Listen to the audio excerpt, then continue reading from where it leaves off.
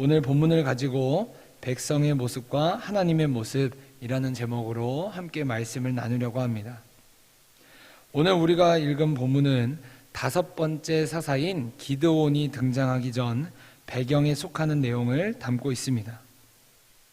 이스라엘 백성들은 4장과 5장에 등장하듯 하나님께서 보내신 4번째 사사인 드보라를 통해 하나님의 음성을 들었고 또 하나님께서 주신 복을 누릴 수 있었습니다. 그래서 이들은 드보라가 죽기 전 40년 동안 하나님께서 주신 평화를 경험했습니다. 하지만 사사인 드보라가 죽자 이스라엘 백성들은 오늘 본문 1절에 등장한 바와 같이 또 여호와 하나님 앞에서 악을 행하는 모습을 보였으며 하나님께서는 이들을 미디안의 손에 넘기셨습니다. 이에 따라 백성들은 미디안의 손에 있는 7년 동안 궁핍해졌고 하나님께 절규하기 시작했습니다. 그리하여 하나님께서는 백성들의 잘못을 알려주시고 다시금 백성들에게 다시 한번 기회를 허락하셨습니다. 그렇다면 오늘 본문 속에 등장하는 그 백성들의 구체적인 잘못된 모습과 그 속에서 하나님께서 베푸신 사랑의 모습은 어떤 모습일까요?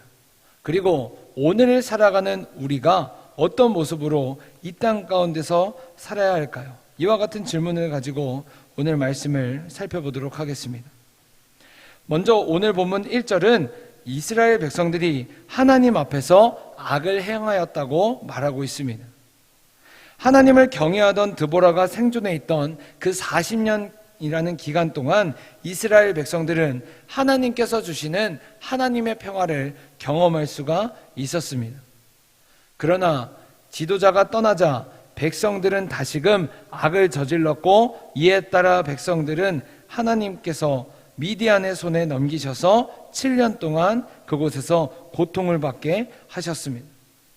그렇다면 이스라엘 백성들이 하나님 앞에서 저질렀던 그 악은 무엇일까요? 그것은 바로 오늘 본문에 나타나듯 하나님이 아닌 다른 신을 섬기고 두려움의 대상으로 그 신을 섬겼다는 것입니다. 오늘 본문 10절의 말씀을 우리 다 함께 읽도록 하겠습니다. 시작.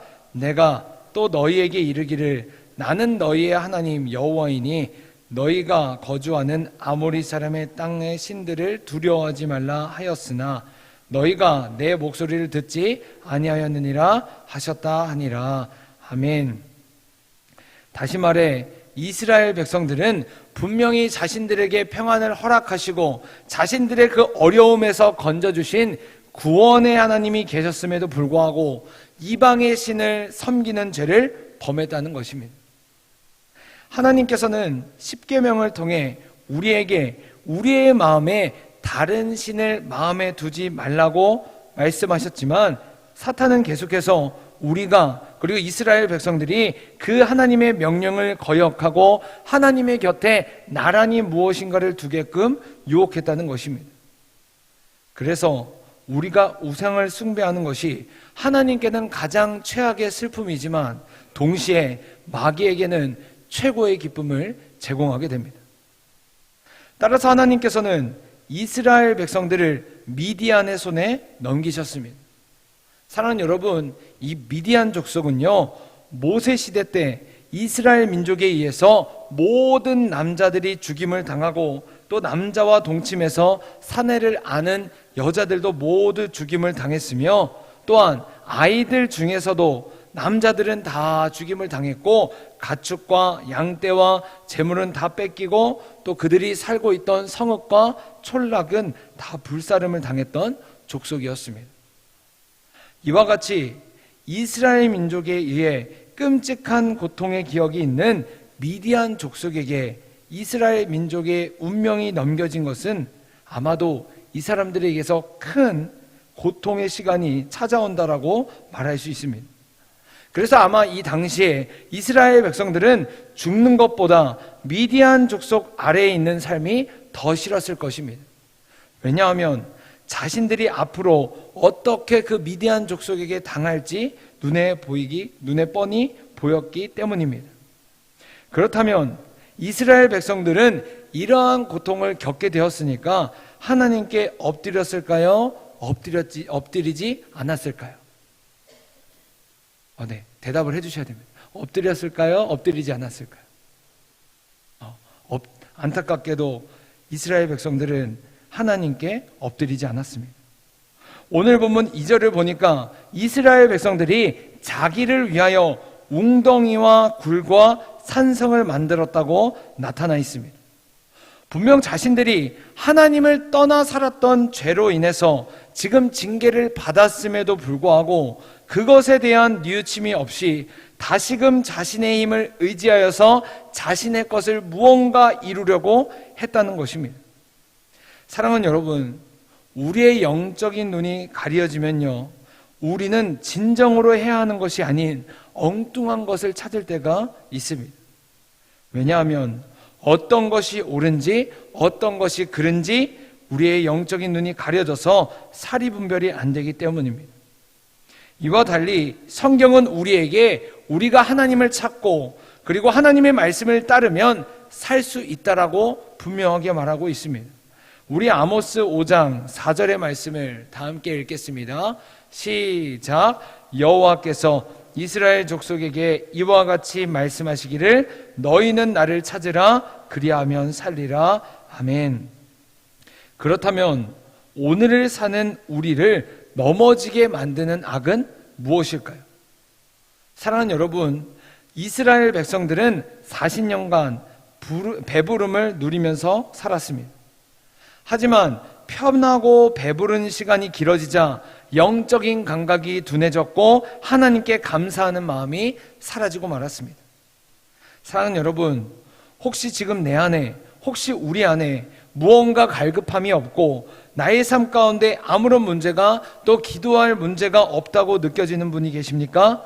바라기는 우리가 영적으로 더욱 예민해지고 하나님을 더욱 갈망할 수 있길 간절히 바랍니다. 그렇지 않으면 우리 역시 이스라엘 백성들처럼 하나님을 바라보기보다는 나 자신을 위해 살게 되고 말 것입니다. 그러므로 바라기는 우리 모두가 하나님 앞에서 영적으로 깨어 있어 하나님께 시선을 두고 하나님을 더욱 간절히 찾길 바랍니다.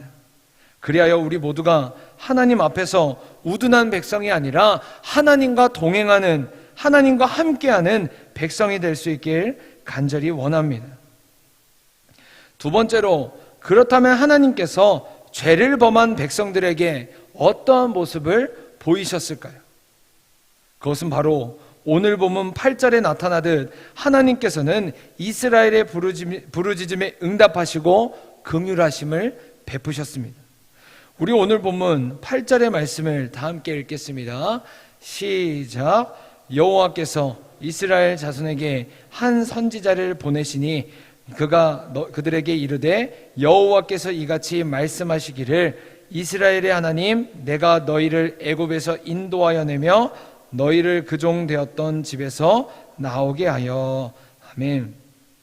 분명 이스라엘의 그 부르짖음 안에는 진정한 하나님에 대한 고백이나 자신들의 죄를 뉘우치는 그 회개함이 없었음에도 불구하고 하나님께서는 백성들의 간절한 부르짖음에 7년이라는 공백을 깨고 반응하셨습니다. 왜냐하면 우리 하나님은 사랑의 하나님이신 동시에 우리의 작은 신음에도 응답하시는 분이기 때문입니다. 그리고 하나님께서는 백성들의 부르짖음의 그 응답으로 백성들에게 한 명의 선지자를 보내셨습니다. 여러분, 선지자란 하나님의 말씀을 전달하는 사람입니다. 그렇다면 왜 하나님께서는 백성들에게 지금 상황을 뒤엎을 하나님의 그 힘을 가진 사람이나 또한 강력한 지도력을 가진 사람이 아니라 선지자를 보내셨을까요? 그 이유는 바로 이들이 봉착한 문제가 영적인 굶주림의 문제였기 때문이었습니다. 그래서 하나님께서는 이들의 영적인 굶주림을 해결하기 위해서 말씀을 공급하시려고 이들 가운데 선지자를 보내셨습니다. 우리 아모스 8장 11절의 말씀을 다 함께 읽도록 하겠습니다. 시작. 주 여호와의 말씀이니라. 보라, 날이 이를지라 내가 기근을 땅에 보내리니 양식이 없어 주림이 아니며 물이 없어 가람이 아니요 여호와의 말씀을 듣지 못한 기갈이라. 아멘. 그렇게 하나님께서는 하나님의 말씀을 대언하고 선포할 선지자를 보내어 백성들이 하나님의 말씀을 듣고 하나님의 말씀에 소망을 두고 영적으로 깨어지길 원하셨다는 것입니다. 그래서 오늘 본문 8절부터 10절을 보면 하나님께서는 선지자를 통해 하나님의 말씀을 선포하고 있는 것을 우리가 살펴볼 수 있습니다. 사랑하는 여러분, 우리에게 영적인 궁핍함은 하나님의 말씀이 우리 영혼 가운데 필요함을 알려주는 종소리와도 같습니다. 그래서 우리가 그 궁핍함을 채울 수 있는 유일한 방법은 바로 하나님의 말씀을 우리가 청종하는 것입니다. 그리고 우리가 하나님의 말씀을 듣고 신뢰할 때 우리는 하나님과 영원히 함께하는 복을 누리게 될 것이라고 성경은 우리에게 분명하게 말하고 있습니다. 우리 이사야 55장 3절의 말씀을 다 함께 읽도록 하겠습니다. 시작. 너희는 귀를 기울이고 내게로 나와 들으라. 그리하면 너희의 영혼이 살리라. 내가 너희를 위하여 영원한 언약을 맺으리니 곧 다윗에게 허락한 확실한 은혜이니라. 아멘. 이와 같이 우리가 하나님의 말씀을 듣고 하나님께 날마다 나아갈 때 하나님께서는 우리의 하나님이 되시고 하나님께서는 하나님의 백성에게 복을 허락하신다는 것입니다. 그리고 이와 같은 사실에 우리가 믿음을 고백하고 소망을 품는 그 사람이 바로 하나님의 백성이 된다라고 말씀하고 계십니다. 그래서 시편에는 여호와 하나님이 나의 하나님 그리고 우리의 하나님이라는 고백들이 많이 등장하고 있습니다. 예를 들어서 하나님은 나의 빛이시요 하나님은 나의 구원자시요 나의 능력과 찬송이시요 하나님은 요새시요 하나님은 반석이시요 하나님 나의 피난처시요 나의 큰 기쁨이시요 등 하나님의 백성인 우리는 날마다 이와 같이 하나님께 소망을 품고 하나님만을 믿고 의지할 수 있어야만 한다는 것입니다. 따라서 바라기는 하나님의 백성인 우리가 날마다 우리를 살리시고 우리의 소망이 되시는 하나님께 시선을 두고 그 음성에 우리가 날마다 귀를 기울이며 살아갈 수 있길 간절히 바랍니다. 그리고 그렇게 될 때 오늘 성경에서 우리에게 말하듯 우리가 하나님과 영원히 함께하는 복을 경험할 수 있게 되며 우리가 과거에도 그랬듯이 하나님께서는 우리를 우리의 모든 문제 앞에 건져주실 것을 믿습니다. 그러므로 바라기는 우리 모두가 우리가 비록 하나님 앞에서 여전히 죄인임에도 불구하고 때로는 하나님을 거역함에도 불구하고 우리에게 먼저 은혜를 베푸시는 하나님만을 전적으로 의지하고 신뢰할 수 있길 간절히 소망합니다. 그리하여 우리의 모든 문제 앞에 하나님의 간섭하심을 우리가 경험할 수 있길 소망합니다. 하나님께서 오늘 하루 우리를 각자의 자리로 보내실 때 그 가운데서 하나님과 끊임없이 동행하는 삶을 살아갈 수 있길 간절히 소망합니다. 다 함께 기도하겠습니다. 사랑과 은혜